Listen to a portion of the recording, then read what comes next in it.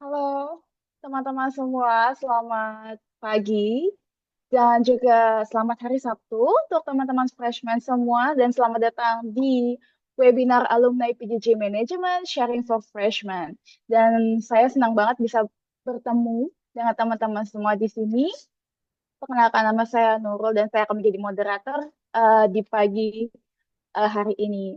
Dan acara hari ini tuh bakal jadi momen santai juga buat kita semua, buat ngobrol dan juga sharing pengalaman dan juga belajar dari pengalaman para alumni yang kita hadirkan di pagi ini. Jadi nggak perlu tegang dan bayangin aja nih, kita lagi kayak sharing session sama teman-teman kita biasanya gitu. Dan kita bisa kayak ngobrol bareng juga dengan alumni yang udah lebih dulu melewati perjalanan eh, menempuh pendidikan di BINUS PJJ online gitu. Dan mereka juga siap sharing story mereka dan juga pengalaman yang pastinya bisa membantu teman-teman semua menghadapi masa-masa awal kuliah di BINUS PJJ Management. Oke, dan untuk hari ini kita kedatangan dua narasumber yang keren banget nih. Pertama ada Kak Putri Larasati. Halo Kak, Hai Kak Nurul, halo apa kabar? Alhamdulillah sehat. Gimana Kak kabarnya? Ya, amazing juga hari ini. Oke, jadi aku kenalin dulu ya. Untuk Kak Putri Larasati ini merupakan alumni wisuda ke-69 dari BINUS Online PJJ Management yang bakal cerita tentang perjalanan akademiknya dan juga gimana cara mengatur waktu dan juga menghadapi tantangan selama kuliah. Dan juga yang kedua, narasumber kedua kita punya Kak Talisa Putih Maheswari. Halo Kak, halo Kak Talisa, selamat pagi. Selamat pagi Kak Nurul, apa kabar?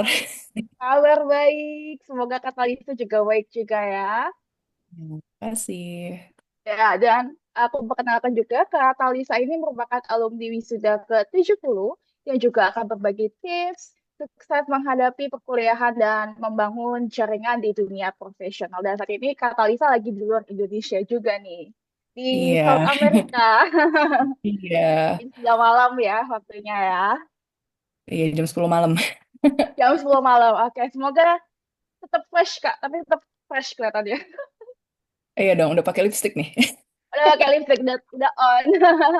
Oke, so jadi terima kasih juga dan juga untuk para teman-teman mahasiswa baru dan freshman juga, eh, kita sebisa mungkin manfaatkan kesempatan ini buat sharing dan mendengarkan pengalaman dua narasumber kita dan jangan ragu untuk bertanya. Jadi ini saatnya nih kalian untuk gali ilmu dan dapat insight langsung dari eh, narasumber gitu. Jadi apa namanya eh, dapat insight langsung juga dari kedua narasumber kita yang keren banget ini. Dan juga terima kasih juga untuk narasumber yang udah meluangkan waktunya untuk berbagi untuk teman-teman kita semua dan semoga webinar ini jadi awal yang baik untuk kita semua di perjalanan di PJJ Management.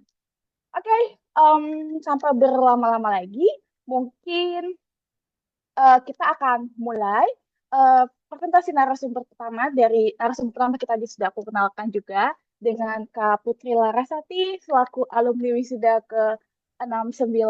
Silakan Kak Putri, saya Oke, silakan. terima kasih Kak Nurul. Aku izin share screen ya. Ya.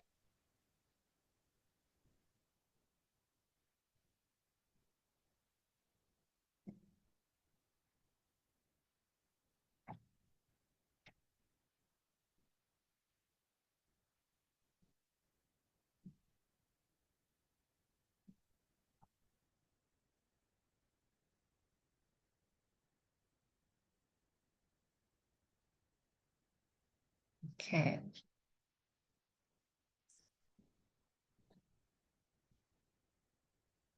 apa kabar teman-teman semua hari ini? Saya panggilnya teman-teman aja ya, karena em, mungkin umurnya juga nggak jauh-jauh beda ya, menolak tua gitu. Oke, perkenalkan ini background saya. Saya nama saya Putri Larasati. Saya biasa dipanggil Laras. Jadi saya mulai sekolah itu memulainya dari vokasi ya. Diploma itu tahun 2015 saya lulus dari Universitas Brawijaya. Kemudian saya melanjutkan ke BINUS Online Learning. Tapi saya ada di BULC Malang. Jadi saya berdomisilinya di Malang. Saya lulus di tahun 2024, angkatan 69. Nah, untuk pekerjaan saya saat ini, saya adalah retailer di Bank Mandiri. Kemudian saya juga dipercaya untuk jadi divisi financial literacy ya. Jadi saya dipercaya untuk datang ke sekolah, universitas, untuk kasih pengetahuan dan pendidikan tentang keuangan. Kemudian saya juga, sebenarnya ini hobi ya, hobi. Jadi hobi saya itu senang buat konten, tapi di TikTok saya senang edukasi tentang apa namanya keuangan. Kemudian saya juga senang edukasi tentang mental health. Jadi saya bisa dibilang mungkin saat ini saya mulai merambah ke konten kreator gitu. Untuk kesibukan lain saya juga aktif di beberapa community. Mungkin saya sebutkan aja yang dua karena yang ini yang lagi jadi fokus saya. Jadi saya ada fokus di youth community itu ada di Pursu. Jadi ini adalah komunitas anak-anak muda yang usianya 20 sampai dengan 35 tahun. Kemudian saya juga aktif di komunitas perempuan ya, khususnya untuk perempuan-perempuan yang sedang ingin mencoba berdaya atau perempuan-perempuan yang aktif yang pengen mengembangkan minat bakatnya apapun itu yang mereka suka itu saya juga lagi aktif di community namanya Sister at Home gitu. Nah, hari ini saya senang sekali karena saya juga diberikan kesempatan oleh Binus Online ya. Ini sebetulnya webinar saya yang kedua. Jadi saya senang hari ini di webinar yang kedua ini saya bisa mengisi tentang gimana sih caranya saya ngatur waktu sampai saya bisa lulus kuliah ya di Binus tepat waktu. Kemudian yang kedua, struggle-nya apa aja gitu. Nah, di awal kata-katanya udah time management hacks gitu. Time management hacks khususnya untuk kita yang atau teman-teman nih sekarang yang lagi menjalani perkuliahan gitu. Nah, em, yang pertama saya kasih insight dulu kalau kita mau menjalankan sesuatu nih, kita harus tahu dulu prioritas kita mau ngapain gitu. Biasanya kan ada orang yang buat prioritas di 2 tahun ke depan mau ngapain, 5 tahun ke depan mau ngapain, seperti itu. Nah, kalau saya selalu buat jangka pendek dan jangka panjang. Mungkin teman-teman juga membuat seperti itu ya. Untuk versi saya, prioritas saya di 5 tahun ke depan, saat saya sebelum lulus kuliah adalah saya ingin bisa bekerja dengan baik. Kemudian yang kedua adalah saya ingin kuliah dan menyelesaikan kuliah saya dengan baik. Nah, saya udah tahu nih dua prioritas penting dalam hidup saya selama 5 tahun ini, maka akan lebih mudah untuk saya mengatur kira-kira untuk mencapai ke sana saya harus seperti apa dan untuk seorang pekerja nggak mudah ya membagi waktu di sela-sela kesibukan untuk belajar gitu. Apalagi background saya adalah seorang employee di corporate yang memang kerjanya mulai pagi dari jam 8, normalnya sampai setengah 5, kalau ada lembur mungkin bisa sampai malam. Nah, saya bersyukur akhirnya saya bisa kuliah di BINUS. Kenapa? Karena menurut saya sistem perkuliahan online di BINUS itu keren banget, bagus banget, sangat sistematik, sangat membantu saya untuk saya bisa kuliah fleksibel tanpa harus mengganggu pekerjaan saya. Lagi-lagi ini soal prioritas ya teman-teman gitu. Jadi kalau misalnya di BINUS itu sudah diatur sistemnya sedemikian rupa, tapi kita nggak tahu gimana cara ngaturnya, gimana cara ngontrolnya, pasti endingnya juga bisa jadi mungkin kita jadi bolong-bolong untuk masuk kelas, atau mungkin kita lupa posting forum ya, kalau yang masih ingat alumni-alumni nih, posting forum gitu kan, itu nanti efeknya ke belakang pada saat kita mau menyelesaikan yang namanya skripsi gitu. Nah, kalau kita sudah tahu nih, udah tahu kita prioritasnya mau ngapain, langkah selanjutnya adalah kita buat planning, seperti yang saya jelaskan di awal ya. Jadi, planning ini adalah proses kita dalam membuat rencana, strategi untuk kita bisa mencapai tujuan. Nah, untuk mencapai tujuan itu kan kita harus mengidentifikasi dulu nih, kita tujuannya mau apa. Setelah itu baru kita buat yang namanya aksi. Nah, kalau contoh saya nih, misalnya jangka pendeknya adalah Saya pengen menyelesaikan mata kuliah semester satu nilainya minimal B plus gitu. Kalau jangka panjangnya berarti kan 4 semester ya, 2 tahun. Saya harus lulus S1 karena kebetulan jurusan saya adalah bisnis manajemen, ya saya harus lulus di jurusan saya minimal IPK-nya harus 3,80 gitu. Kalau udah tahu tujuannya, maka saya buat planning nih. Oh, berarti saya harus buat jadwal belajar nih selama 1 semester jangka pendeknya. Kemudian jangka panjangnya berarti saya harus buat jadwal belajar saya selama 4 semester. Yang kedua, saya identifikasi saya butuh sumber dayanya yang seperti apa. Kalau di BINUS kan ada yang namanya lecture note ya. Jadi rangkuman-rangkuman materi-materi yang sudah dosen berikan kepada kita itu bisa kita baca. Itu juga bisa jadi salah satu. Atau pendampingnya misalnya kita perlu buku atau misalnya kita perlu aplikasi lain yang bisa buat meningkatkan apa ya pengetahuan kita, cara kita belajar seperti apa, atau kursus online gitu. Mungkin untuk yang jurusannya yang agak ribet harus hitung-hitungan dan sebagainya, akuntansi, itu juga bisa dipakai caranya. Kemudian kalau sudah tahu nih buat jadwal belajar, kita identifikasi kita butuhnya sumber daya seperti apa. Yang ketiga, kita tentukan target. Jadi jangan sampai kita buat tujuan, terus planningnya udah ada, tapi kita nggak tahu target kemajuan belajarnya, eh, pengukurannya harus seperti apa.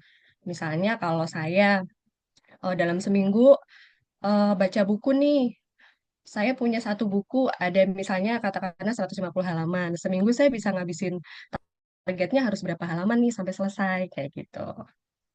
Kemudian, nah kalau sudah planningnya terjalankan, kita buat yang namanya time blocking. Jadi time blocking ini ya teknik untuk kita mengalokasikan waktu khusus ya di setiap tugas-tugas dan aktivitas kita.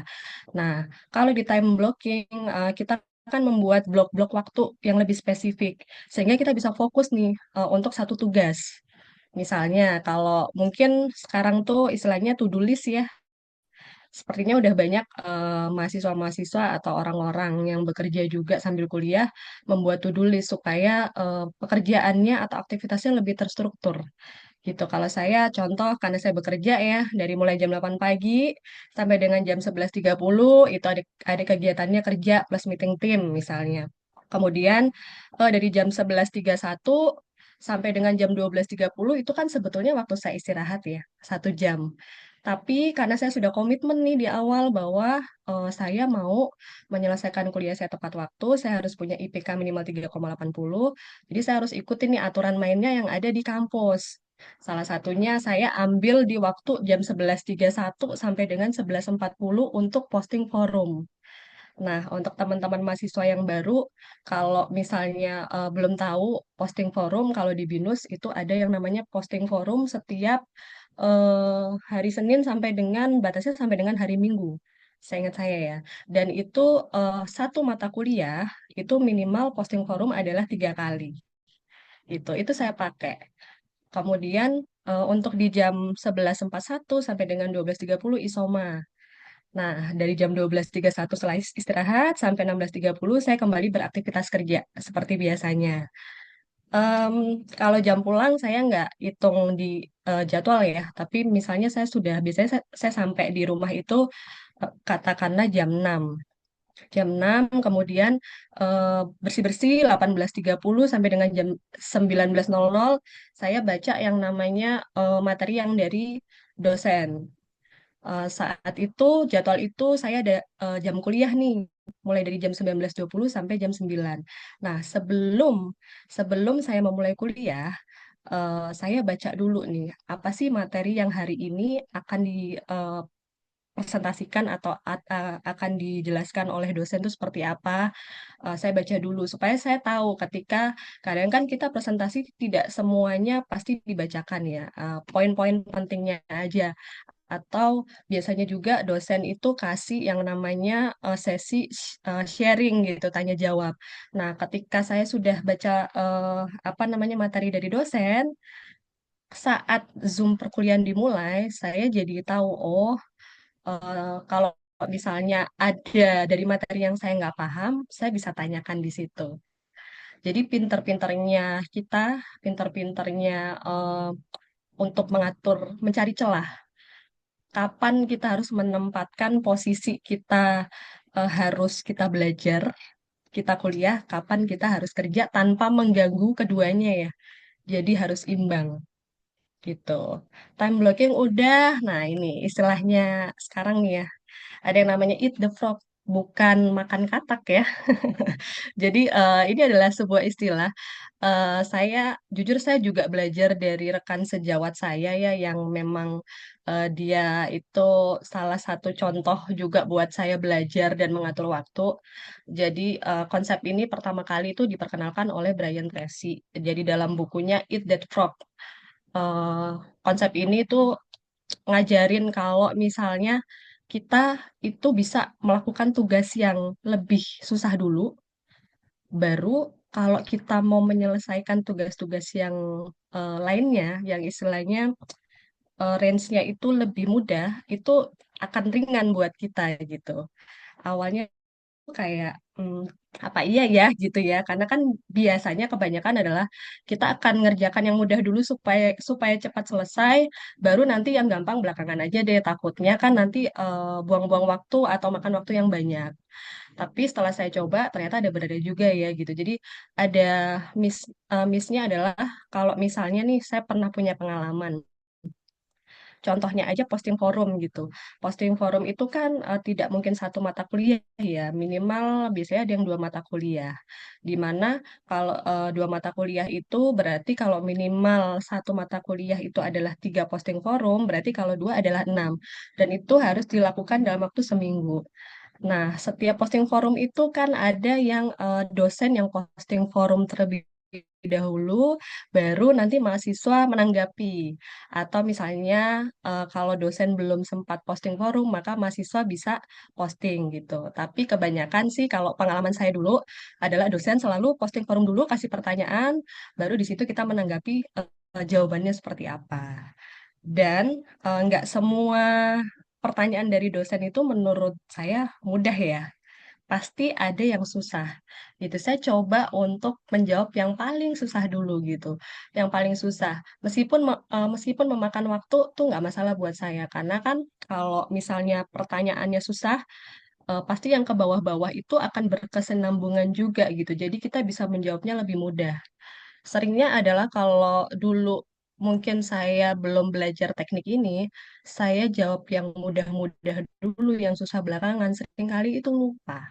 Lupa, terabaikan, akhirnya posting forumnya adalah mepet-mepet hari Minggu gitu, sebelum jam 12 malam. Bersyukurnya dosen itu belum melakukan closing statement.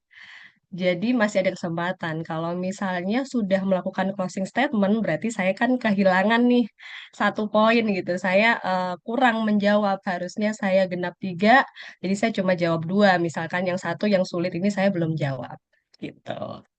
Kemudian ada lagi istilah yang namanya the Pomodoro Technique.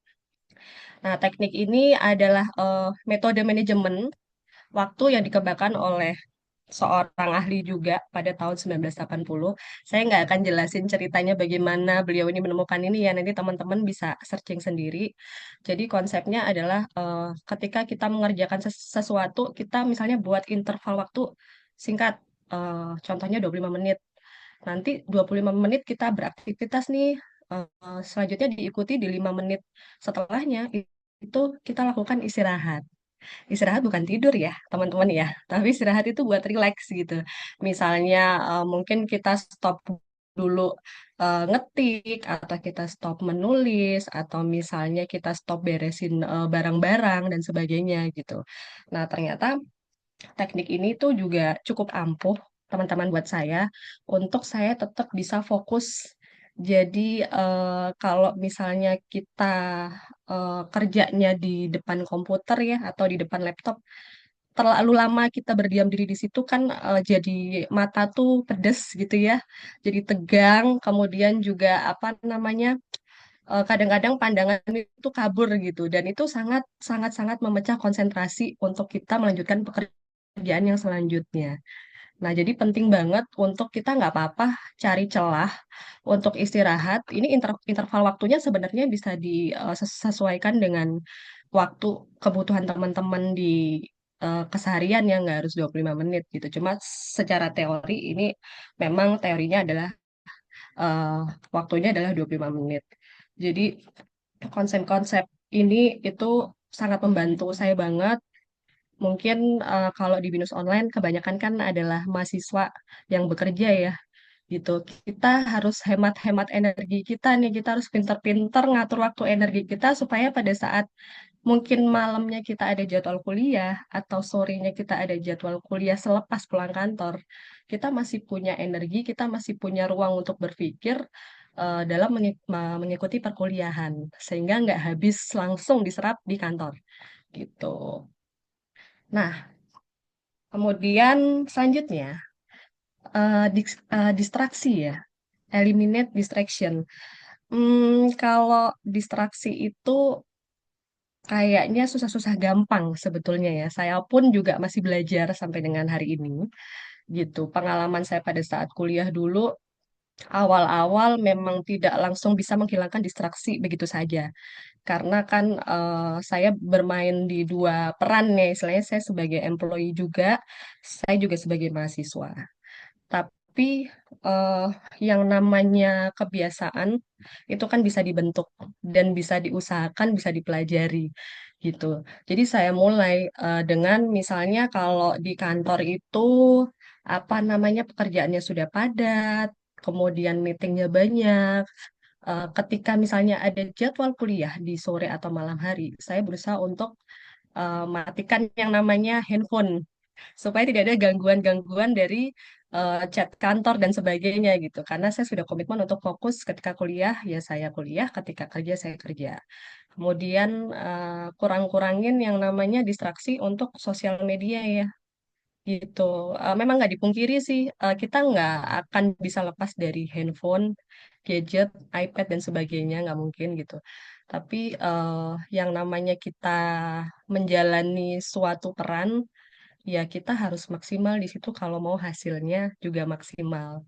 Kemudian misalnya yang ketiga, kurangin percakapan dengan orang lain. Nah, kalau misalnya nih lagi belajar atau misalnya lagi ngerjain soal-soal kuliah gitu ya, eh, cari tempat yang memang nyaman, yang memang nggak terlalu ramai, yang memang kira-kira nih nggak ada gangguan nih. Misalnya kalau ada adik atau ada kakak yang suka iseng jahil gitu ya, coba dikomunikasikan, aku lagi belajar ya, gitu. Aku lagi kuliah ya, tolong jangan diganggu. Atau mungkin punya rekan kerja yang biasanya kalau ada di Sabtu Minggu, kita pas ada jadwal kuliah, kemudian tiba-tiba suka WA gitu ya, tolong dong balesin email gitu misalnya. Kita bisa komunikasikan dengan baik ke orang-orang terdekat kita bahwa mungkin aku di hari Sabtu nih jam sekian sampai jam sekian, aku akan slow respon ya, karena handphoneku aku matikan.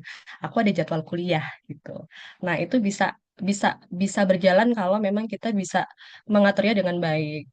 Yang keempat, nyambung ya dengan yang ketiga tadi gitu, suara-suara yang mengganggu fokus. Kan seperti tadi kalau misalnya tiba-tiba lagi belajar ada aja yang nyeletuk di belakang ngajak ngobrol gitu ya itu juga dikurang-kurangin. Kemudian yang terakhir adalah kegiatan lain yang nggak ada kaitannya gitu loh dengan kegiatan atau tugas yang lagi kita kerjakan. Nah, kemudian ini yang juga menurut saya lumayan susah ya. Learn to say no. Jadi jangan takut untuk bilang enggak. Ketika kita memang udah komitmen nih kuliah di BINUS online, kalau misalnya dari D3 ke S1 kan 4 semester. Kalau dari SMA ke S1 berarti 8 semester, 2 tahun dan 4 tahun gitu. Kita harus komitmen untuk kita bisa maksimal kuliahnya. Nah, berkata tidak itu kepada sesuatu yang kira-kira mengganggu konsentrasi kita, menghambat kita nih untuk kita bisa capai goals yang kita mau gitu. Sebagai contoh nih, kalau misalnya saya Sabtu Minggu weekend gitu nggak ada jam kuliah misalnya.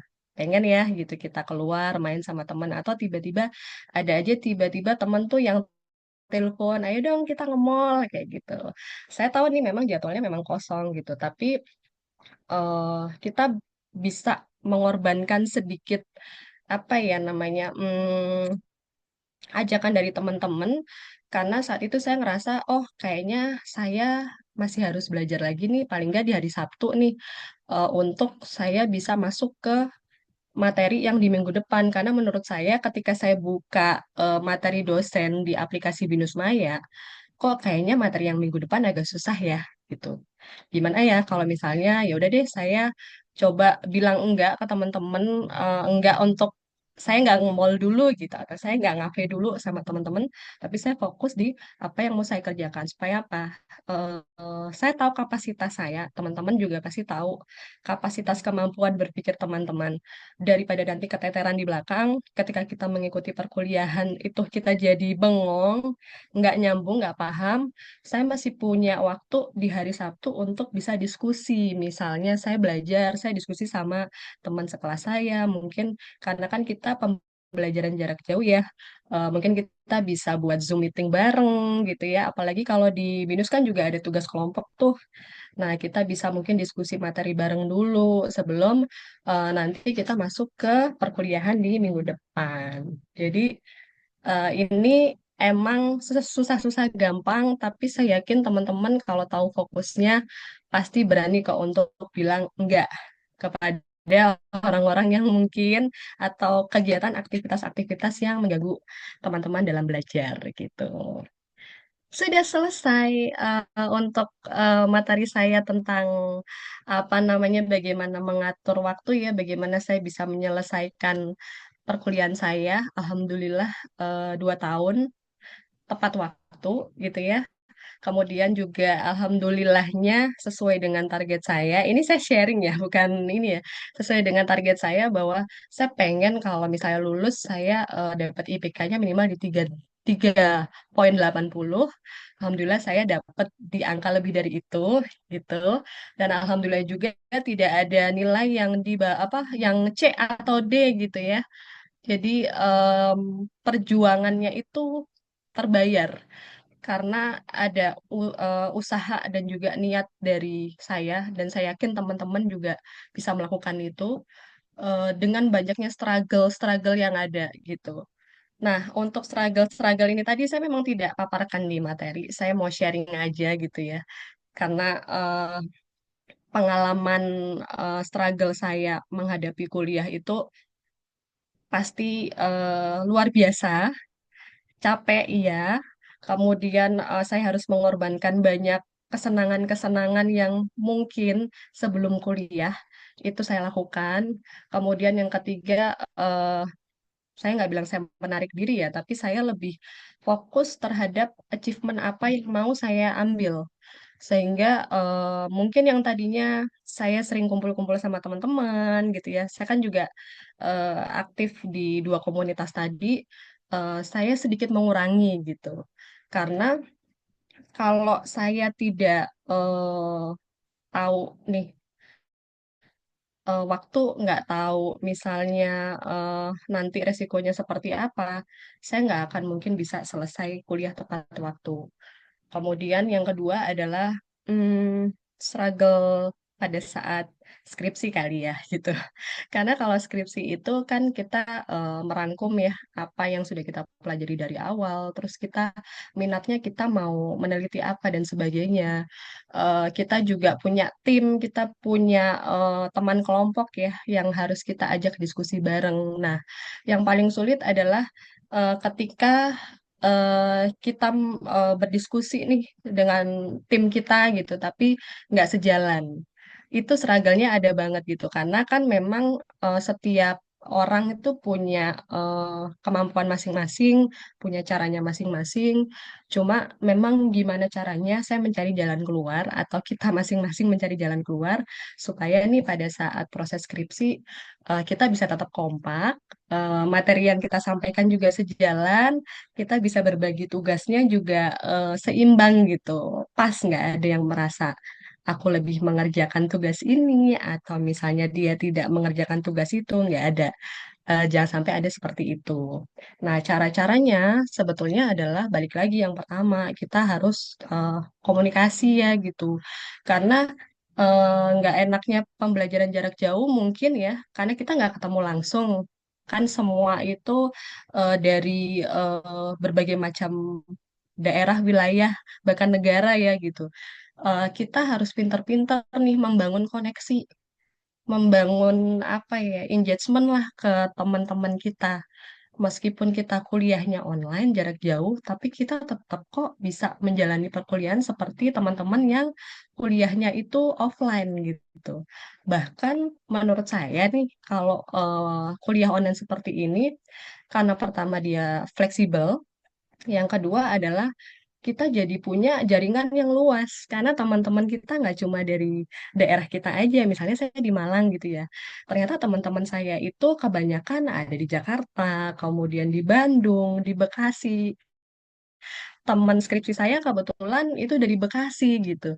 Jadi kita bisa saling bertukar apa ya, bertukar ilmu, bertukar kebiasaan atau bertukar pengalaman pekerjaan karena backgroundnya juga beda-beda. Jadi kuliah online sebetulnya kesempatannya itu luar biasa banyak banget. Saya selalu punya prinsip ya bahwa sekolah itu bukan cuma cari gelar, tapi kita gimana caranya kita bisa dapat ilmu itu, kita bisa terkoneksi, kita punya jaringan, membentuk jaringan sehingga kalau suatu saat nih kita butuh, misalnya kita butuh pengetahuan atau kita butuh sharing tentang pekerjaan di luar bidang kita jadi punya ilmu pengetahuan yang baru gitu. Atau misalnya kita mau buat bisnis gitu ya. Kebanyakan kan juga di bisnis online ini teman-teman berbisnis gitu ya. Kita mau buat bisnis, kita mungkin bisa siapa tahu ya bisa sharing gitu ya. Atau misalnya bisa jadi rekan bisnis malah kayak gitu. Jadi ajang kuliah ini banyak sekali manfaatnya kalau kita tahu kita goalsnya mau ngapain, kita fokusnya mau ngapain, terus pada akhirnya nih gelar itu sebetulnya kalau di corporate sangat menunjang karir banget. Tapi lebih dari itu sebenarnya selain menunjang karir adalah kita bisa dapat relasi yang luar biasa luas seperti tadi Kak Talisa ya yang sekarang lagi ada di luar negeri gitu ya. Nah, dari sini kan kita akhirnya bisa sharing ya. Oh, wow, ternyata kita punya ini ya, apa namanya, teman baru yang lewat webinar seperti ini juga. Nanti kesempatan juga buat teman-teman yang lain bisa kita sharing ilmu bareng. Itu sih dari saya. Sekian presentasinya. Mudah-mudahan cukup bisa diterima dengan baik ya oleh rekan-rekan ya. Saya cuma mau bilang APBN ya, ambil positif, buang negatif gitu. Bukan politik ya. APBN ambil positif, buang negatif. Jadi yang baik mungkin bisa teman-teman tiru, yang misalnya kurang-kurang, saya boleh loh dikasih masukan atau pertanyaan-pertanyaan. Nanti saya coba bantu jawab ya. Terima kasih Kak Nurul. Terima kasih Kak Putri, sangat menarik sekali untuk sharingnya, terutama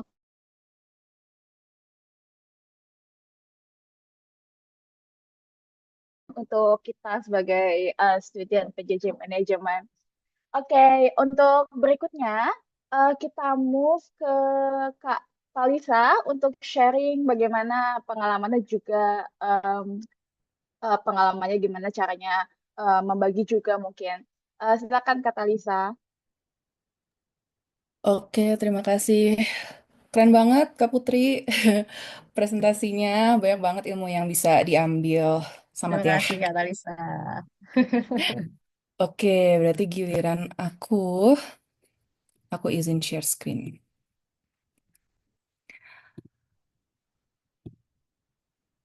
Apakah terlihat, teman-teman? Aman, Share screen. terlihat. Oke. PowerPoint-nya terlihat kan ya? Oke. Oke, halo semuanya. Salam kenal, nama saya Talisa Putih Maheswari, biasa dipanggil Talisa. Hari ini saya akan sharing tips and tricks sukses kuliah online berdasarkan pengalaman saya. Mungkin sebelum kita ke materinya, izinkan saya untuk perkenalkan diri saya dulu. Eh, Saya tinggal di Latin Amerika dan saya alumni dari dua universitas yaitu BINUS dan Washington State University. Kedua universitas saya jalankan di saat yang bersamaan dengan tiga time zone yang berbeda. Berarti ada Amerika, Latin Amerika, dan Indonesia.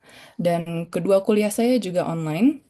Kemudian saya sekarang juga sedang melanjutkan studi master saya di University of Liverpool yang juga saya lakukan dari jarak jauh. Jadi alhamdulillah saya punya cukup banyak background terkait studi online yang bisa saya share ke teman-teman pagi ini dan insya Allah bisa bermanfaat untuk kita semua. Oke. Berikut adalah overview tentang hal-hal yang ingin saya bahas. Pertama ada forum discussion, ada Zoom attendance, lecture notes, tugas personal dan tugas kelompok, dan terakhir ada quiz dan exam. Saya nggak jelasin gimana caranya kalian harus ngerjainnya atau harus jawab kayak gimana saat exam, tapi mungkin saya jelasinnya lebih ke bagaimana cara kita bisa menghadapi tugas-tugas ini. Jadi bukan how to do it, but how to approach it dengan mindset seperti apa kita lakukan tugas kita sebagai online student yang punya banyak kewajiban di luar dunia akademik gitu. Dan saya juga akan memberikan contoh atau ya contoh dari universitas online luar negeri terkait bagaimana mereka memberikan tugas-tugas ini kepada students-nya sehingga kita bisa compare and contrast bareng-bareng lingkungan belajar online yang sangat berbeda-beda gitu. Dan nantinya akan saya jelaskan kenapa sebenarnya itu BINUS online itu sangat membantu, memudahkan perkuliahan bagi students ya jika dibandingkan dengan dua universitas luar negeri yang saya ikuti. Oke. Pertama ada forum discussion. Saya yakin di sini semuanya juga udah tahu ya forum discussion tadi juga dijelaskan oleh Kak Putri. Eh, dan di antara semua tugas, mungkin ini yang bisa saya bilang tugas yang paling gampang, karena kita hanya harus jawab dua atau tiga ya tadi katanya dua. Seingat saya sih dua, dua pertanyaan dari dosen setiap minggu dan seingat saya juga kita nggak akan dinilai jawabannya, tapi yang dilihat nanti partisipasinya kita. Jadi apakah tiap minggu kita dikerjakan atau tidak dan eh, walaupun tidak dinilai, jawabannya pasti kalau ya ditinggal ya pasti akan akumulasi gitu. Eh, Nilainya bakal jelek di akhirnya. Jadi eh ya seperti itu.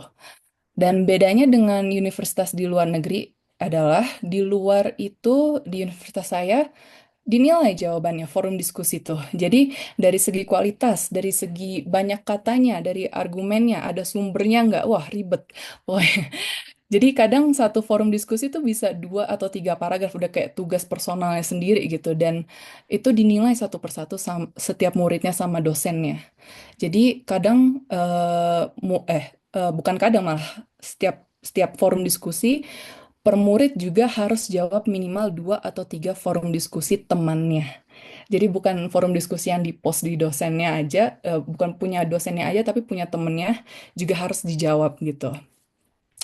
Dan jawaban kita ke jawaban teman kita itu juga dinilai kualitasnya. Jadi nggak cuman sekedar, oh ya saya setuju sama kamu atau aduh kayaknya poin kamu kurang masuk akal deh. Nggak boleh kayak gitu juga. Nggak boleh kayak gitu aja. Kita juga harus ngasih tahu kenapa kita nggak setuju atau kita ngasih hasil-hasil riset yang mensupport argumen kita. Gitu. Dan satu forum diskusi itu biasanya bobotnya 25%. 30% sekarang di masters dan satu semester itu bisa ada sampai 20 forum diskusi. Jadi kalau di total-total bobot forum diskusi di universitas luar itu bisa sama atau bahkan lebih besar dari tugas atau ujian akhir atau proyek-proyek lainnya. Dan dari sini kita bisa lihat bagaimana student itu benar-benar disiplinkan gitu untuk berpikir kritis karena nggak ada yang nggak dinilai. Dan balik lagi ke BINUS. Jadi ketika saya ngelihat di BINUS, saya tuh ngerasa tersentuh gitu karena bisa aja sebenarnya BINUS menerapkan sistem yang sama seperti di Washington atau Liverpool ini dan saya yakin tim course design BINUS pasti juga benchmarking course design dari universitas-universitas ternama lainnya gitu. Jadi mereka bisa aja mengikuti sistem seperti ini tapi memutuskan untuk tidak. Jadi buat saya ini saya ngelihatnya ini sebagai bentuk apresiasi BINUS terhadap students-nya yang pasti juga punya kewajiban di luar dunia akademik, jadi entah itu bekerja atau mengurus anak dan lain-lainnya, sehingga beban kita untuk tugas ini sangat-sangat diringankan dengan tidak dinilainya jawaban kita, tapi hanya partisipasi kita. Jadi ya saran saya kerjakan saja, toh juga nggak susah dan nggak memakan waktu banyak gitu, nggak lebih dari 15 menit lah. Saya di universitas yang lain itu bisa seharian habis untuk forum diskusi. Jadi di BINUS itu sangat dimudahkan, sangat diringankan. Oke, next kita punya lectures note. Lectures note ini juga tadi sempat dibahas sekilas sama Kak Putri. Eh, adalah materi perkuliahan kita yang bisa saya bilang sebagai lifeline kita as a student. Kenapa saya bilang lifeline? Karena tanpa lectures note kita nggak bisa apa-apa. Karena semua materi ada di situ, semua yang ditanyakan ketika quiz atau exam ada di situ, tugas personal dan kelompok juga bahannya dari lectures note. Jadi sebisa mungkin always have lectures note with you. Make sure kalian punya akses yang cepat dan gampang ke lectures note kalian. Dan sebelum aku kasih tahu pro tip gimana cara kita bisa menggunakan lectures note dengan efektif, aku mau sharing sedikit insight nih. I think it's important gitu untuk tahu lectures note itu sebenarnya adalah rangkuman dari berbagai sumber dan dibuat sedemikian ringkas agar kita bisa cerna dengan gampang. Ini di universitas lain jarang loh, maksudnya jarang ada eh, mata kuliah yang menyediakan lectures note gitu. Di 4 tahun aku di Washington cuma pernah dapat satu kelas yang nyediain lectures note. Kelas lain itu dosennya selalu ngasih bahan mentahnya aja gitu. Jadi bukan hasil rangkumannya kayak di lectures note BINUS ini. Jadi entah itu jurnal, artikel, textbook, pokoknya harus apa ya? Gimana ya? Ibarat makan nih ya. Sama BINUS kayak udah dikunyahin gitu. Kita tinggal telan aja. Dan aku di universitas lain bukan ngunyah sendiri atau masak sendiri, tapi belanja bumbunya sendiri. Jadi aku harap di sini teman-teman sadar betapa privilege-nya kita. Semua sangat dipermudah sekali proses belajarnya oleh BINUS, and it's very effective. Oke, dan ini pro tip aku tentang lectures note yang sangat-sangat ngebantu aku ketika aku udah burn out atau punya terlalu banyak materi yang harus dibaca, ini yang aku lakukan. Jadi di BINUS itu biasanya kan mereka ngasih kita lectures note terpisah-pisah ya. At least di zaman aku nggak tahu kalau sekarang. Tapi kalau di zaman aku, BINUS tuh ngasihnya terpisah-pisah lectures note week 1 terpisah sama week 2 terpisah week 3 sampai week 10. Jadi kita totalnya punya 10 file yang berbeda. Buat aku jujur ini nggak efektif. Karena gimana kalau misalnya aku mau cari materi yang spesifik, tapi aku lupa itu week berapa. Kalau aku buka file satu per satu, itu bakal makan waktu banget dan aku masih punya kerjaan yang lain gitu. Jadi apa yang aku lakukan? Aku buka Google, aku search namanya Combine PDF. Itu adalah website yang bisa menggabungkan beberapa PDF menjadi satu. Jadi 10 lectures note aku gabung jadi satu file aja. Terus gimana kalau aku masih mau nyari materi spesifik? Apakah aku harus nge-scroll beratus-ratus halaman dengan satu file ini yang isinya 10 lectures note? Enggak dong. Aku pakai fitur Control F yang ada di semua komputer. Dan itu memperbolehkan kita untuk mencari kata kunci yang terkait sama materi yang kita mau cari spesifiknya kayak gimana.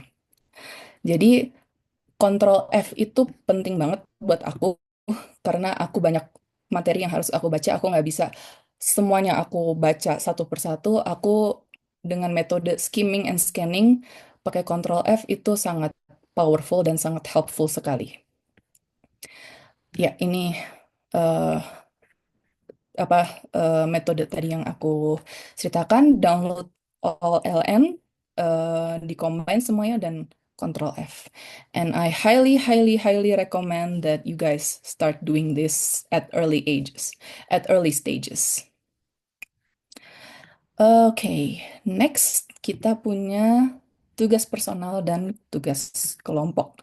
Sebenarnya cukup straightforward aja, nggak gimana-mana. Kita jawab pertanyaan yang ada aja. Jangan lupa cantumkan sumber kita.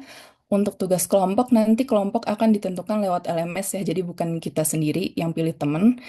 Terus aku sama teman-teman angkatan aku biasanya bikin grup WA untuk berunding soal pembagian TK-nya seperti apa, apakah satu TK itu dikerjakan oleh kita semua atau misalnya TK 1 dikerjain sama orang ini sama ini, TK 2 orang ini sama ini. Pokoknya pembagiannya itu tergantung sama kemauan mayoritas aja gitu. So, nggak ada bedanya juga dengan universitas lain. Cuman aku mau wanti-wanti aja pengalaman gak enak yang pernah aku alami adalah aku dan grup aku udah selesai ngerjain TK-nya. Jadi kita semua udah selesai bagian kita.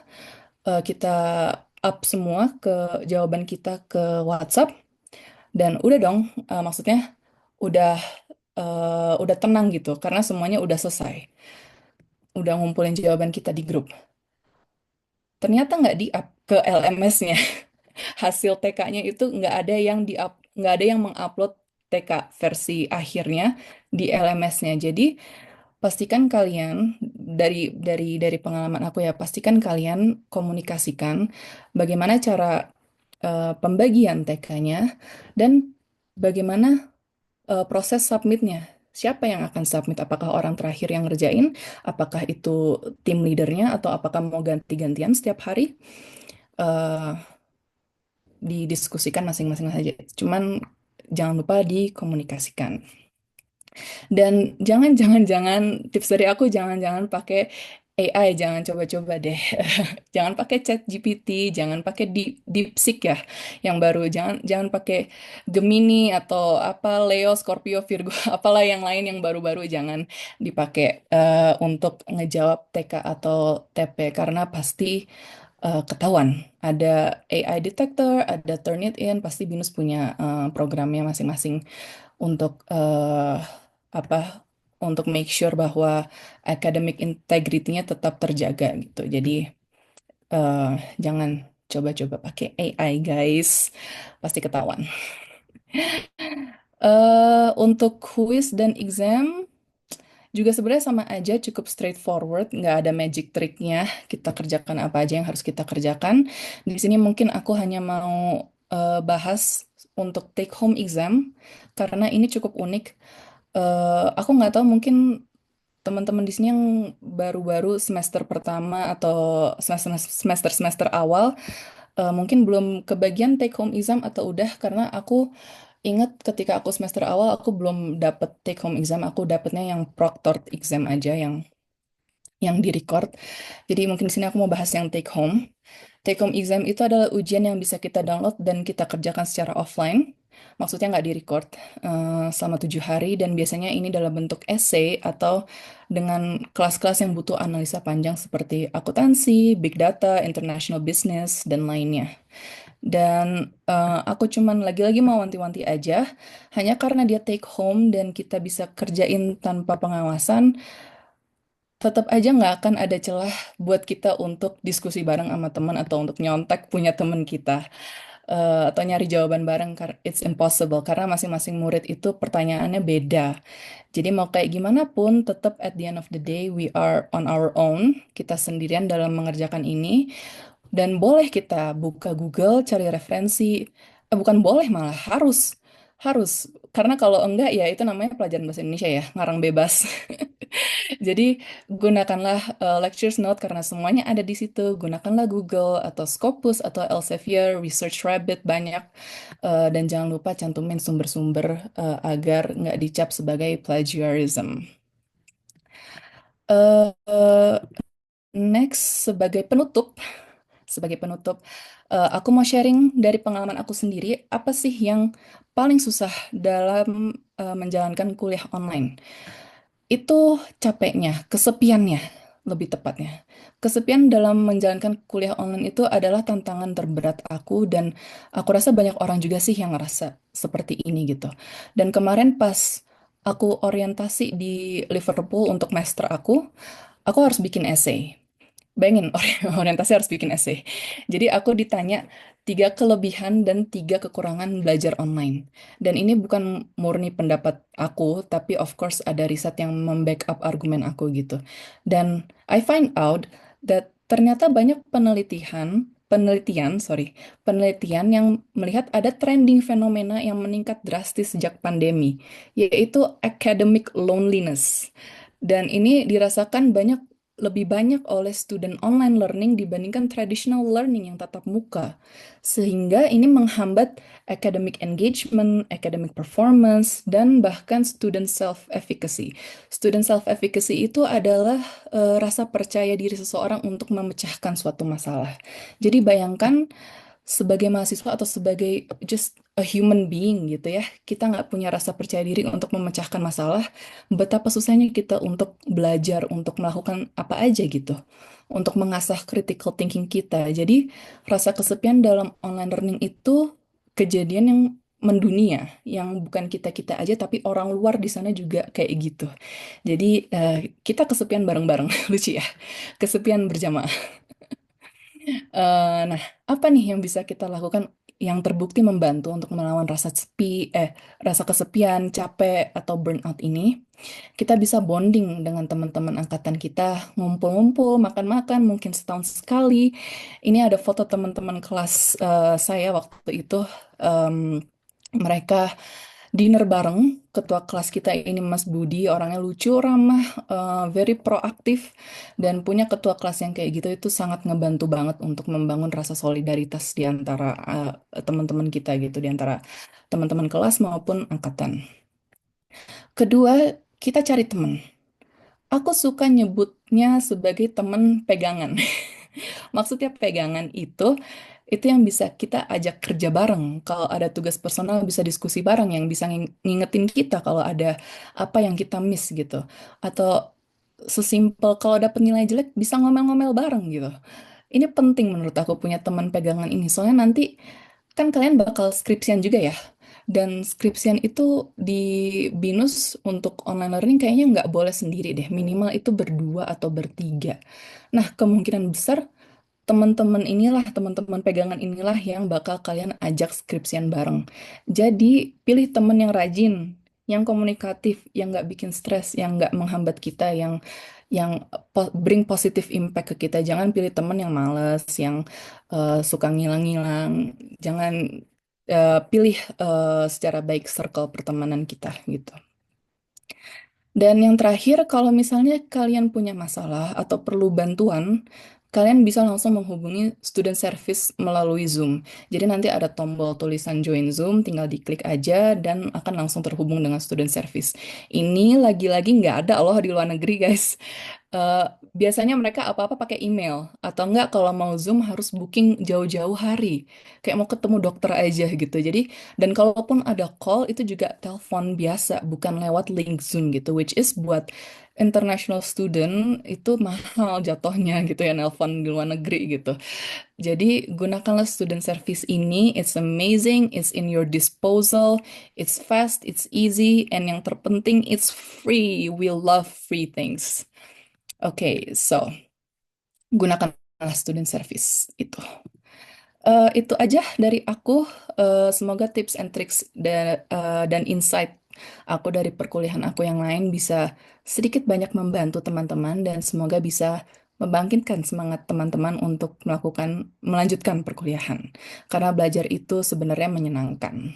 Terima kasih semuanya. Wassalamualaikum warahmatullahi wabarakatuh. Terima kasih Kak Talisa untuk sharingnya sangat insightful banget untuk tips and triknya kayak gitu. Dan semoga bisa diimplementasikan juga ke teman-teman yang saat ini sedang melakukan perkuliahan di Business Online Management ya. Oke, karena karena untuk dua narasumber sudah memberikan dan sharing mengenai materinya masing-masing, sekarang saya akan buka untuk sesi tanya jawab nih. Untuk yang teman-teman semua yang mau eh, melontarkan pertanyaan, ini bisa langsung aja raise hand atau bisa di-put juga di kolom chat. Nanti biar saya eh, bantu bacakan gitu. Ini kita ada 36 partisipan, jadi aku harap ada Wow. yang bertanya ya dari audiensnya. Ayo tanya Oke, guys. tanya-tanya. Tapi sambil nunggu pertanyaannya, aku punya pertanyaan juga nih untuk Kak Putri dan juga untuk ke Talisa. Kira-kira em, pertanyaannya adalah saat pertama kali masuk PJJ manajemen tuh apa sih tantangan terbesarnya yang kalian hadapi dan bagaimana cara mengatasinya kan? Tadi kalau misalnya kita flashback ke materi-materi ada aja ada tantangannya masing-masing ya. Cuma tantangan terbesarnya tuh apa sih gitu? Mungkin dari Kak Putri dulu boleh bantu jawab? Oke, Kak Nurul. Kasih pertanyaannya ya. Ini nyambung sih dengan apa yang aku paparkan tadi ya.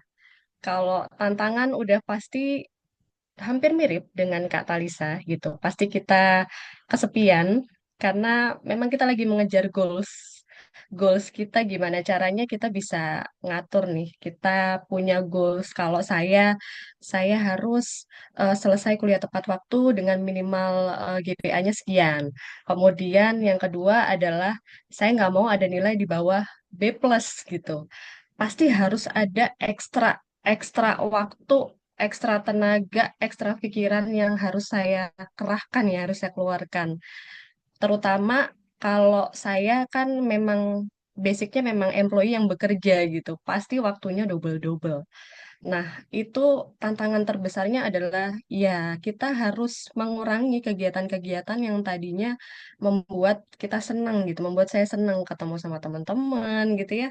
Yang tadinya saya bisa offline kumpul sama komunitas, saya cuma bisa online aja gitu. Udah pasti kesepian, iya gitu.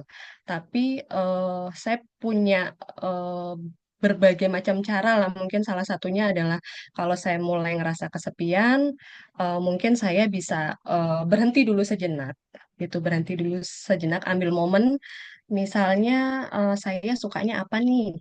Saya sukanya ke mall makan makan sendirian buat naikin mood saya gitu ya. Oh, dengan ngelihat orang jalan gitu sambil makan sendirian itu ternyata udah bisa bikin saya happy loh. Jadi ngerasa kalau sebenarnya saya ini nggak kesepian, cuma saya butuh suara-suara aja di sekitar untuk membuat kayak hari-hari saya tuh ada energinya gitu. Mungkin ngelihat orang lagi jalan makan es krim atau lagi guyon gitu. Apa guyon tuh bahasa Jawanya, bahasa Indonesia itu lagi eh, apa namanya bercerita atau lagi bercanda gitu ya, ngelihat ketawa-tawa itu ternyata udah bisa bikin saya happy. Atau misalnya yang kedua, saya senangnya makan coklat gitu ya. Jadi pintar-pintarnya eh, kita tahu kita itu ketika kita lagi menghadapi struggle kita harus seperti apa ya gitu. Dan jangan pernah, ini pesan saya ya, jangan pernah mencari bahagianya kita, senangnya kita tuh dari orang lain, tapi carilah yang memang dari dalam diri kita sendiri. Karena itu benar-benar kalau kita udah dapet, kita kan ngerasainnya tuh benar-benar rasanya itu beda gitu. Rasanya ketika kita mau beraktivitas lagi, mau kuliah lagi, mau belajar lagi, itu energinya naiknya bisa booster 2 kali lipat. Karena kita udah nemuin formula dan solusinya. Itu sih dari aku, Kak Nurul. Betul, aku setuju juga. Sometimes kita ketika kita lagi struggle, kita harus reflect ke diri dan juga sometimes step back itu penting ya untuk refleksi apa sih yang harus kita apa namanya harus kita perjalanan kita sebelumnya dan juga me time juga perlu banget untuk juga koreksi diri. Mungkin ada yang salah atau mungkin kita juga bisa review lagi apa yang harus kita lakukan ya Kak Putri ya. Iya, iya, benar-benar. Betul. Benar banget. Oke. Oke, lanjut ke Katalisa kalau gitu. Kalau di Katalisa sendiri gimana? Struggle ya, struggle pertama-tama saat masuk ke BINUS online. Itu komitmen. Komitmen. Soalnya awal-awal seru nih, tapi kalau lama-lama agak agak motivasinya agak turun gitu ya.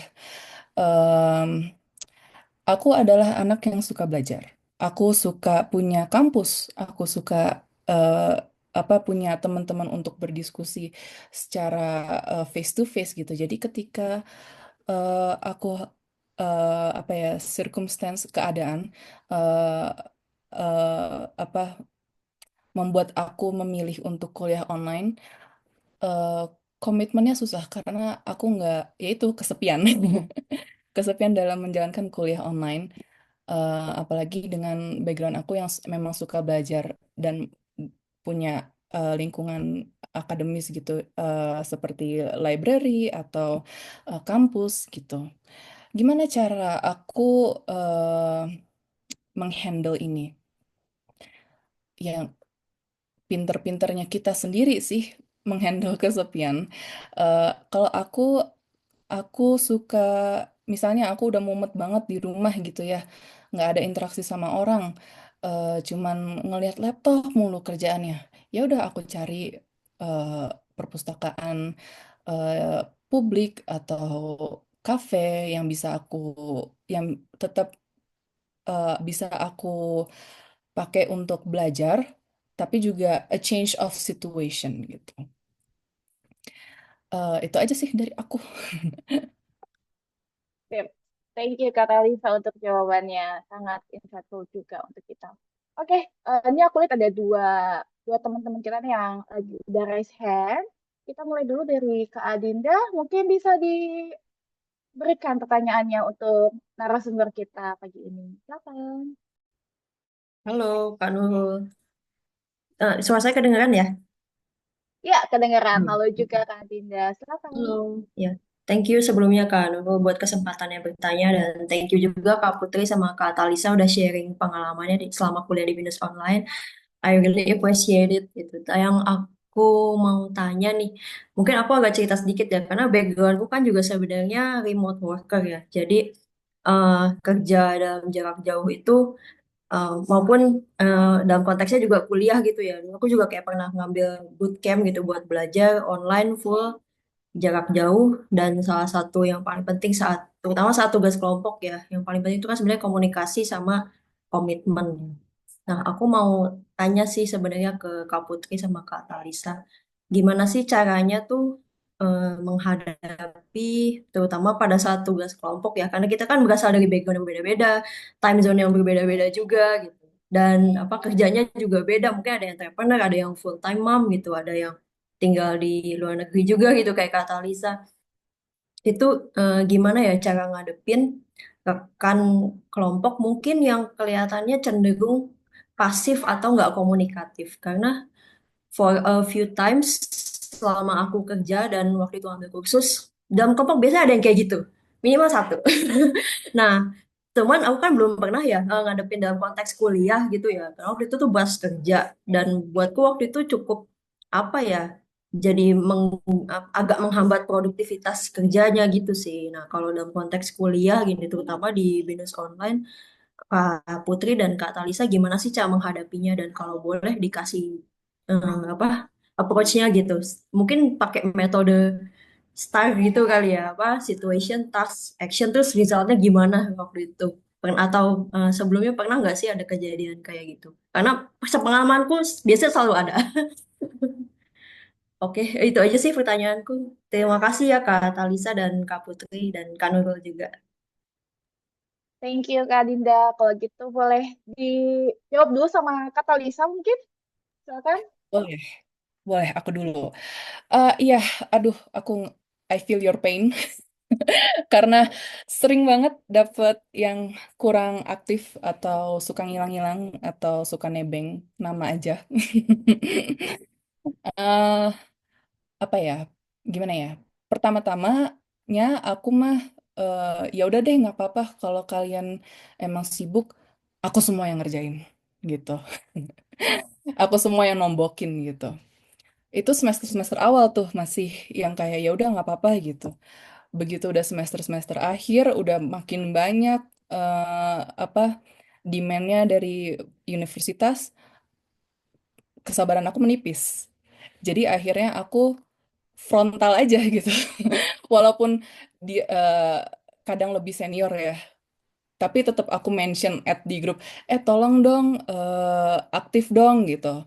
Atau tolong dong minimal minimal lo upload deh ke LMS gitu. Ada dong kontribusinya gitu. Jadi apa ya? Saran dari aku pertama always trust yourself, don't trust others.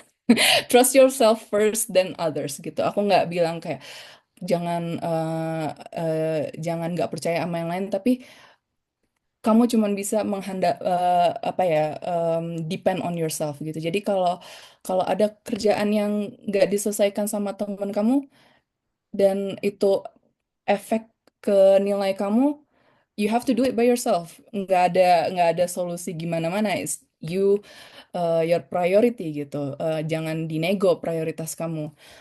Dan kalau memang perlu harus ada apa konfrontasi dengan orang itu, ya nggak apa-apa, dibilangin aja orang itu kalau tetap nggak bisa, ya udah kamu kerjakan dan kamu sampaikan ke ke lecturer kamu, atau kamu nggak tulis namanya di tugas kelompok, bisa bisa di solve dengan cara seperti itu kalau aku sih. Baik, terima kasih banyak Kak Talisa untuk jawabannya. Oke, lanjut deh ke Kak Putri. Gimana Kak? Oke, ya ini pengalaman ini pernah aku alami ya. Memang ketika kita berhadapan dengan orang, nggak bisa selamanya kita satu visi misi, nggak bisa kita satu tujuan juga gitu. Seringkali berbeda. Tapi sepengalaman aku adalah ketika dulu kami membentuk kelompok, itu harus ditentukan dulu nih siapa yang mau jadi ketua kelompok gitu. Langsung apa namanya di-share di grup gitu ya. Biasanya yang pertama kali nginvite di grup, misalnya ada grup kelompok apa, itu yang akan inisiatif duluan. Tapi kalaupun enggak, mungkin mereka hanya sebatas untuk invite aja, nggak masalah. Harus ada yang proaktif dulu nih. Ditunjuk siapa ketua kelompoknya.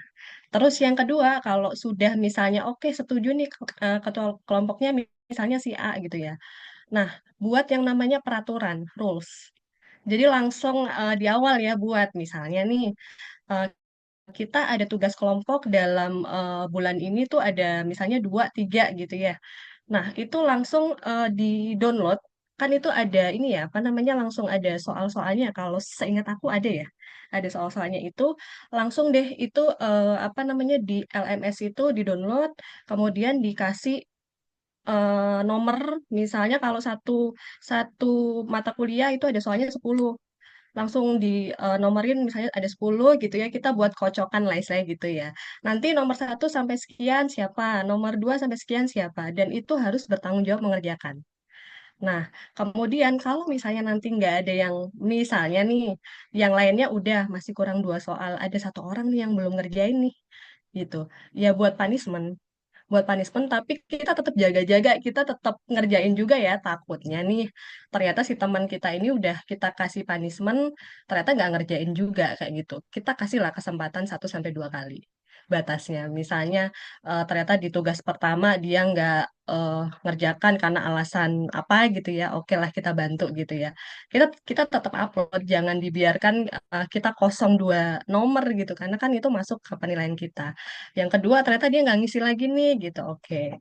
Udah sampai nanti mau ketiga ternyata dia masih ada alasan yang mungkin berulang atau alasan yang aneh-aneh lagi. Kita mungkin punya kuasa buat lapor ke dosen ya, bukannya jahat, enggak. Tapi kan tiap orang balik lagi ya punya goalsnya masing-masing. Kita nggak mungkin mengorbankan nilai kita hanya untuk satu orang itu gitu. Karena kita sudah coba komunikasi nih, ternyata komunikasinya nggak diterima, ya nanti biar keputusannya ada di dosen. Kalau memang tidak dimasukkan nilai, ya itu adalah risiko dia gitu.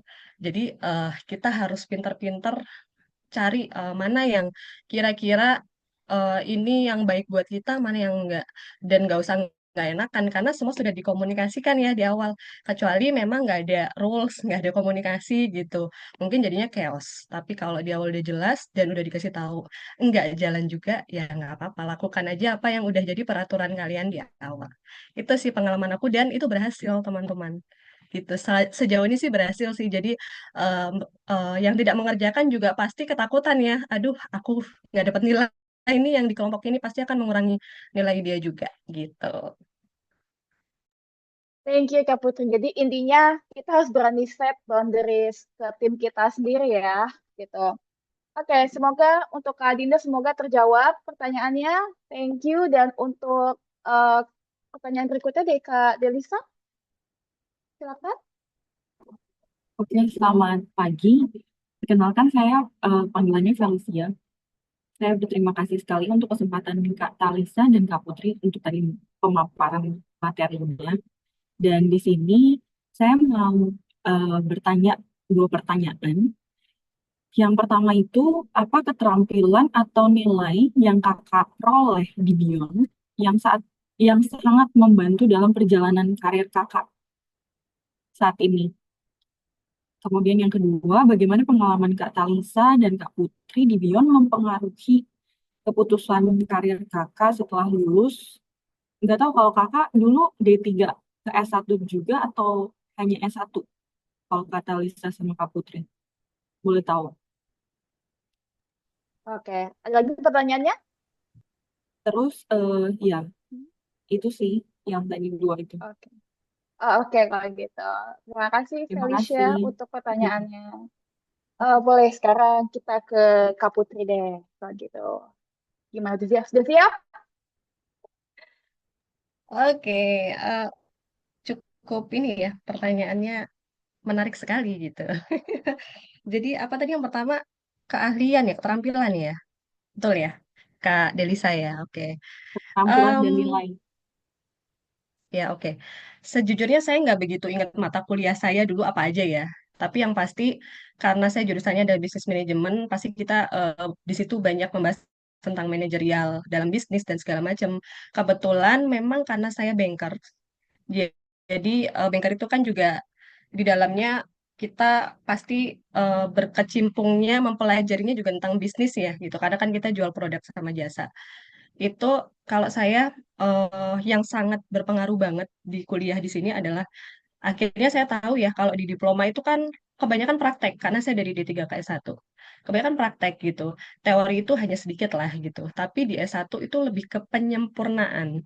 Ternyata dari praktek saya yang mungkin dulu di diploma, saya terapkan ke pekerjaan. Ketika saya masuk di BINUS, saya dapat teori yang lebih terstruktur gitu ya, yang istilahnya lebih bener lah kayak gitu. Itu cukup membantu saya dalam hal akhirnya saya ini apa namanya bisa menunjang pekerjaan saya juga nyambung di pertanyaan kedua ya. Contohnya misalnya kalau misalnya waktu itu saya ingat banget ada materi kuliah tentang manajerial dalam sebuah bisnis gitu ya.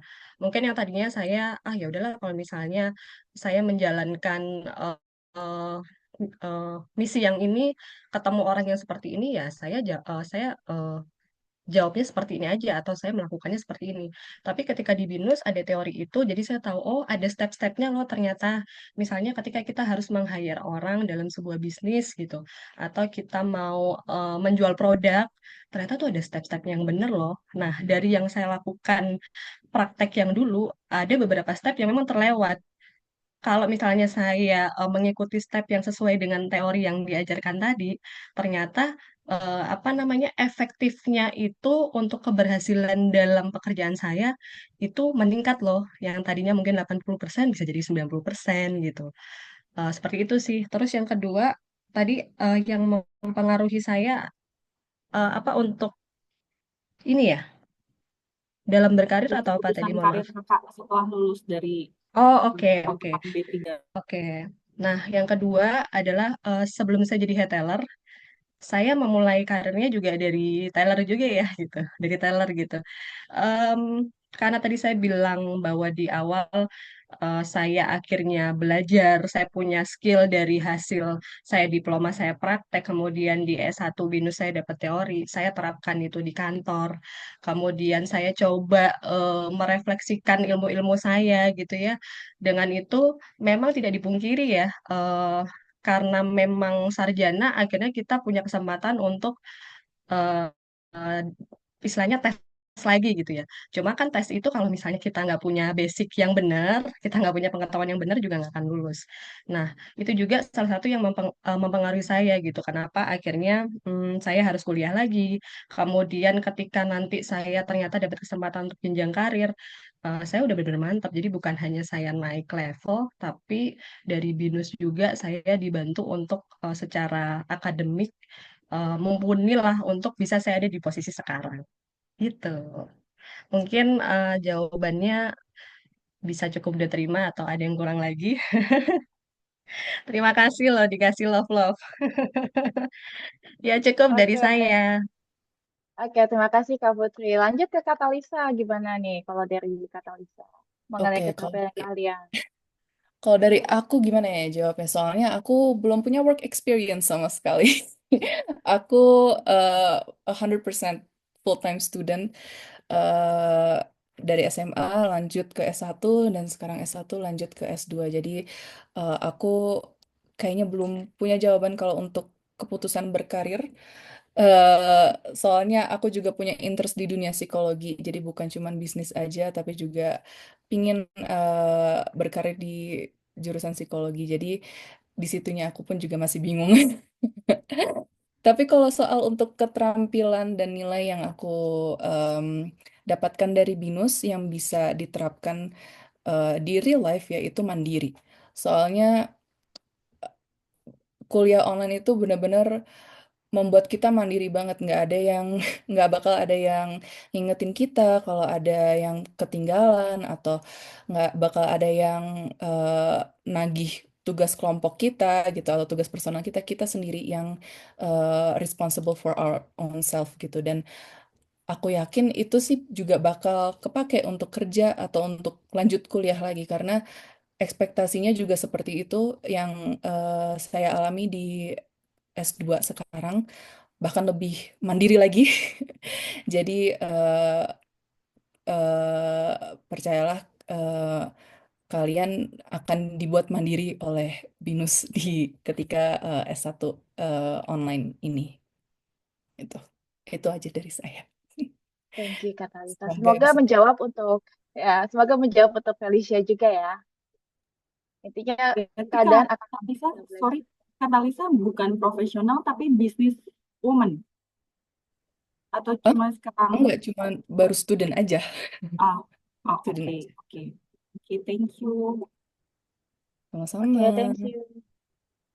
Kira-kira nih kan kita waktunya sudah habis, cuman di chatbox aku nemuin ada 3 pertanyaan. Kira-kira dari Kak Putri sama Kak Talisa sendiri berkenan untuk menjawab kalau aku pick 1 pertanyaan atau udah cukup aja nih untuk sesi pertanyaannya. Aku kembalikan ke narasumber soalnya. Aku oke. Boleh lanjut. Oke, Oke, kalau Kak boleh. Putri? Seru nih kayaknya. Boleh, boleh. Hah, Oke, aku akan pick seneng satu deh kalau aja lanjut. ya. Saya ada 3, jadi aku akan pick satu aja nih. Ada dari Aida. Halo Kak Talisa dan Kak Putri, saya ingin bertanya, apakah Kakak punya seorang mentor atau khususnya dosen dari BINUS yang secara intens untuk diajak berdiskusi? Jika ada, boleh dibantu sharingnya Kak dan tips bagaimana cara berkomunikasi dengan para mentor tersebut. Terima kasih. Boleh Kak Putri dibantu jawab kira-kira apa punya mentor waktu melakukan perkuliahan? Oke, kalau mentor dosen enggak sih saya semua rata ya, karena memang saya nyerap ilmunya kebetulan bersyukur banget di angkatan saya itu dosen-dosennya luar biasa. Keren-keren, dari mulai yang usia muda sampai yang memang sudah senior itu ada, dari yang lulusan dalam negeri sampai luar negeri ada. Jadi saya serap semua ilmunya aja sih.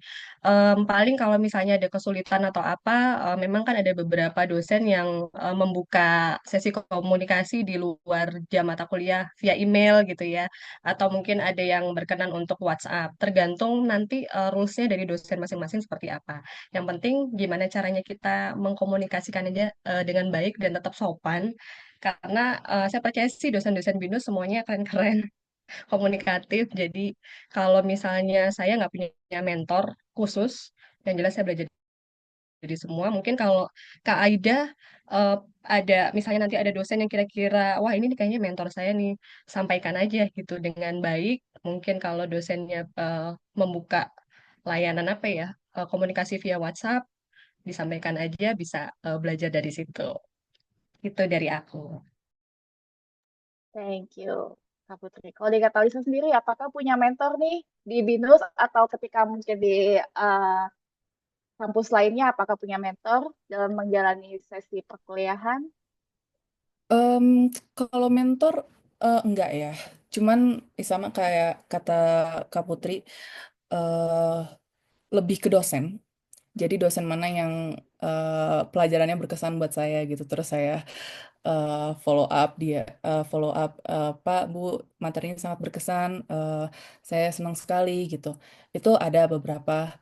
Yang paling berkesan itu dosen pembimbing, karena yang paling sering komunikasi nanti akhirnya oleh dosen pembimbing, pembimbing saya Pak Rido.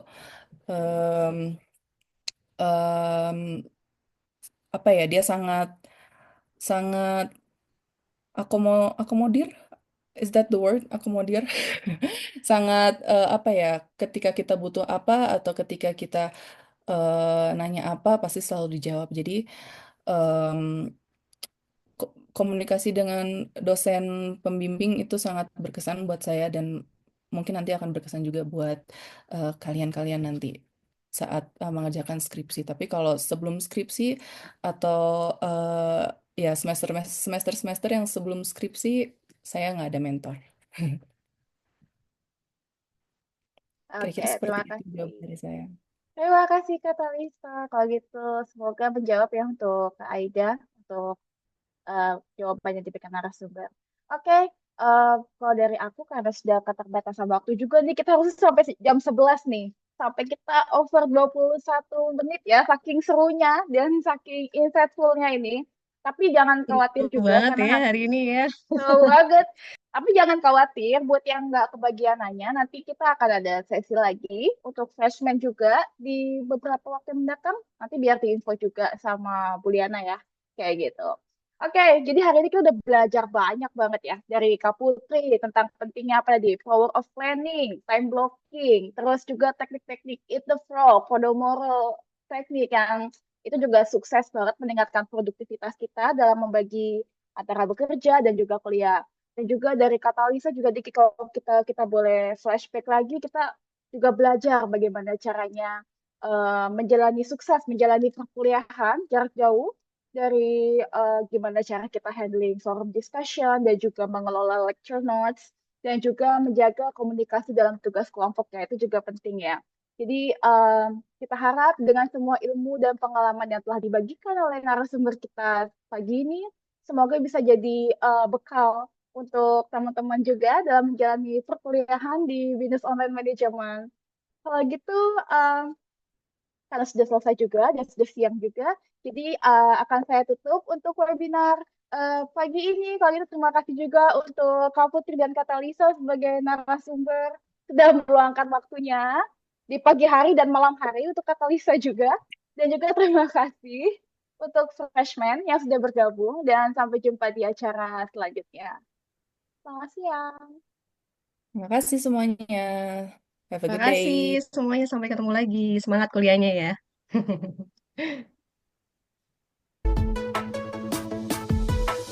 Melangkah menuju kelas dunia, berjuang bersama untuk masa depan. Tak pernah berhenti berinovasi, berikan pendidikan yang terbaik. We are Venusian. We are Venusian. We are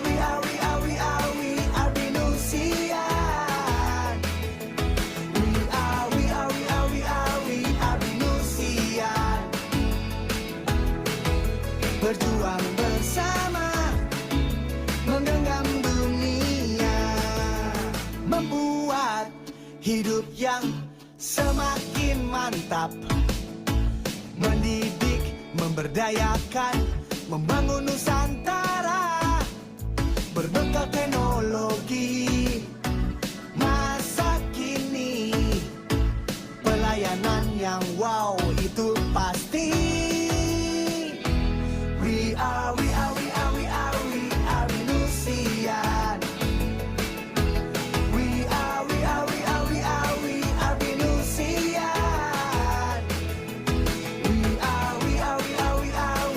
Venusian. Berjuang bersama, menggenggam dunia. Come on.